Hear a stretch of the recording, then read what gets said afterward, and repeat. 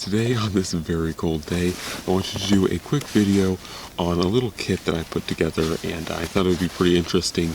If you guys are familiar or checked out the Altoids kit, this is going to be my PSK Pocket Survival Kit.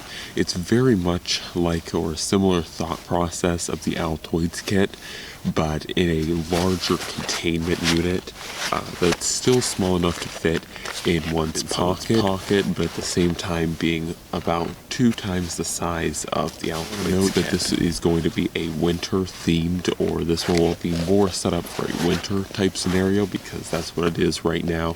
I will be doing a summer themed PSK when it's like spring, summer, so in a few months, but I want to do this winter themed one because of course it's now. Before I get on to the inside of this kit or what's inside it, I want to go through what's on the outside. Now, I'm a pretty big fan of not really cheating the system and, attaching really big and bulky things or adding too much to the outside of the kit, trying to make it larger than it already is.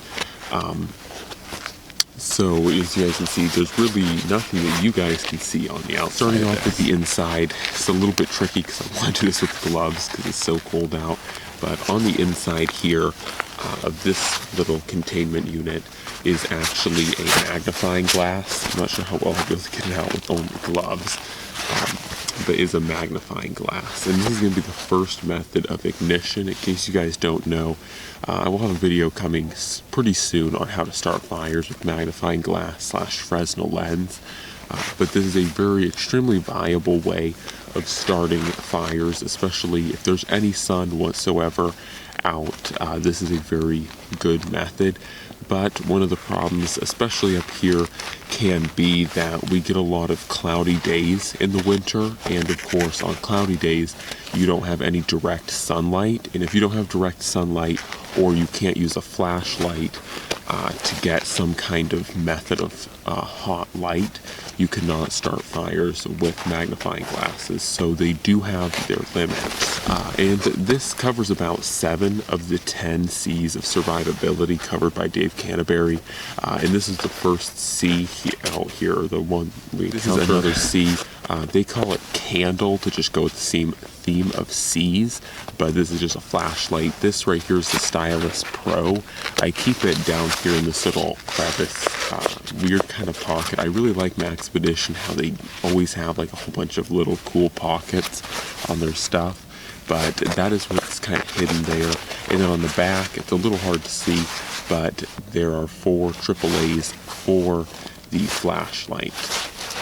Now moving into the inside of the pack, of course I totally forgot to mention this is a Maxpedition Janus pocket extension. For anyone that's wondering what pouch this is, that is what it is. So starting off with another C of survivability, that is cutlery, and for cutlery I am running the Mora Eldris. I had quite a few choices of knives to pick from, but so far I've been really liking the Eldris, and I think that this is actually a really perfect knife for this sort of kit. You guys can see it's a very, very small knife. I will be having more videos coming on the Eldris here very soon. I have 2 of them, and I will be doing a lot more videos with these. So far, I'm really liking them, but anyways, that is the knife that is in this kit.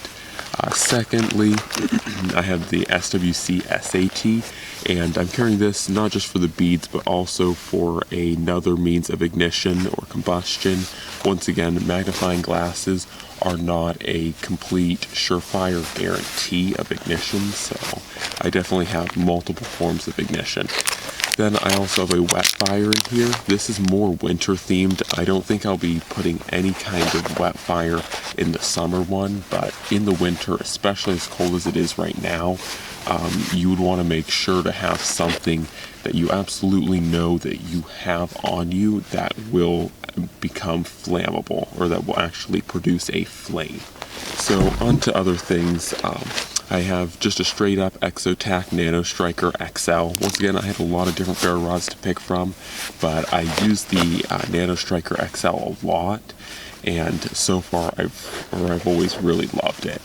So the next piece is cargo tape, as it relates to a C in the survivability, but it's really just duct tape. This is just a small roll of duct tape but that is cargo tape, as Dave Canberry calls it. He is Cordage, and I'm running Paracord.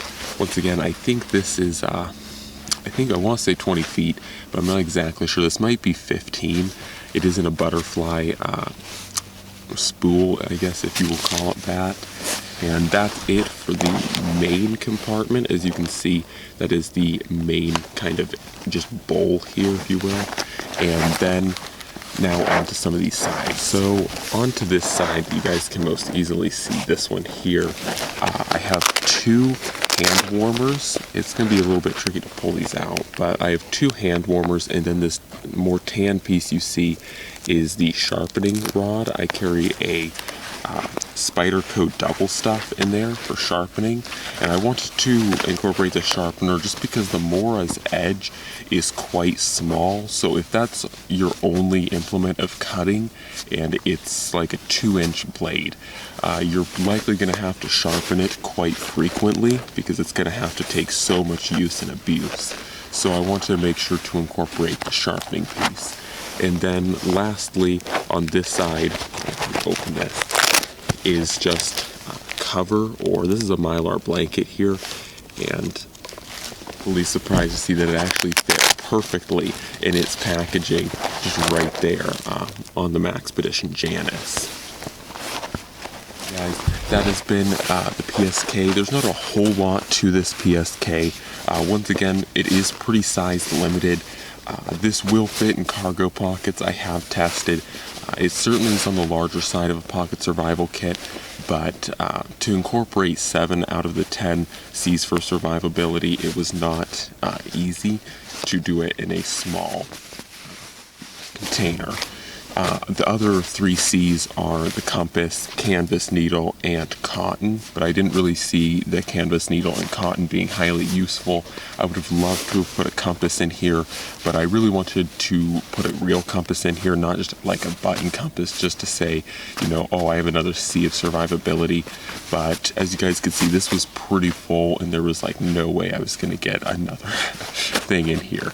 So, hopefully you guys enjoyed that. Subscribe and tell me what you guys' thoughts are on this PSK, and hopefully this helps you guys in designing your PSK. I would certainly recommend carrying some kind of survival kit, especially in the winter, because it is so cold out here. You would really, if you got stranded in a vehicle, or if you had to be out just without the proper clothing, even for a short period of time, it would be quite brutal. So having something like a PSK can be really truly helpful, especially like I was saying, in a winter situation. And it's this small that covers 7 of the 10 survivability kind of factors. Guys, thanks for watching, and I'm out.